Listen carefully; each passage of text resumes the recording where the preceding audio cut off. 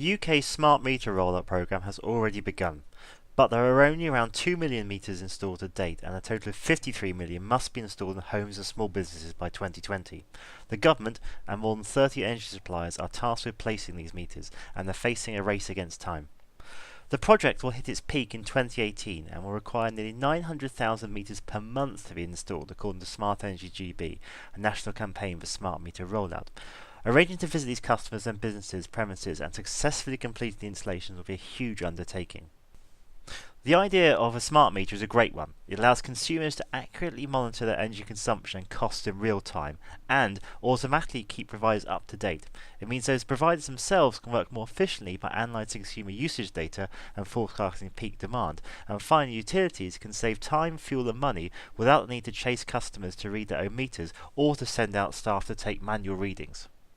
On the consumer side, the government's goal is to encourage behavioural change by giving households real-time and accurate information on how much energy they are using and for what for.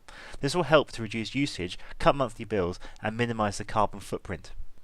So, with predicted savings of £17 billion and an obvious raft of efficient, economic and eco-friendly advantages, why is the government in danger of missing its targets?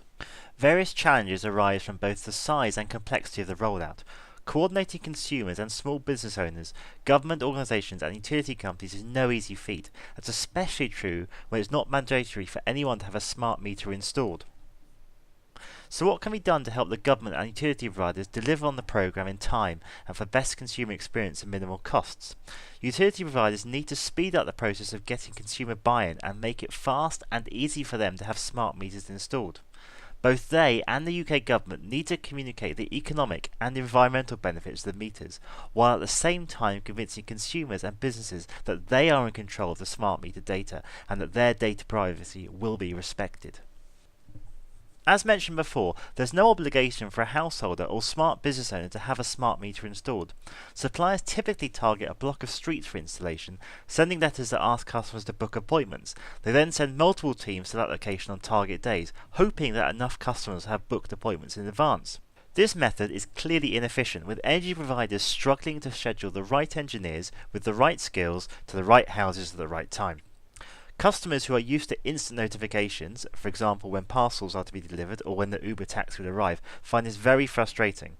No one likes to wait for an engineer to show up, particularly when they don't know when they're coming. The best solution to this problem is to combine all the variables into one integrated system, to take a multi-stage approach and link directly to the in-house CRM, combining appointment bookings, staff scheduling and availability, and allows access to the information for all engineers on all mobile devices. This also provides real-time updates to the customer, allowing them to be aware and to track the engineer's progress. Having all this in place means that energy providers will run the service more efficiently and cut the risk of aborted appointments, for which a penalty fee should also be payable to the consumer, and consumers know who will be turning up and exactly when they need to be home. On the engineer's side, it also means that should they be running late or potentially miss a booking, another appointment can be made and the consumer told exactly how long the delay will be. The government and energy providers have a big job on their hands to hit their intended 2020 targets.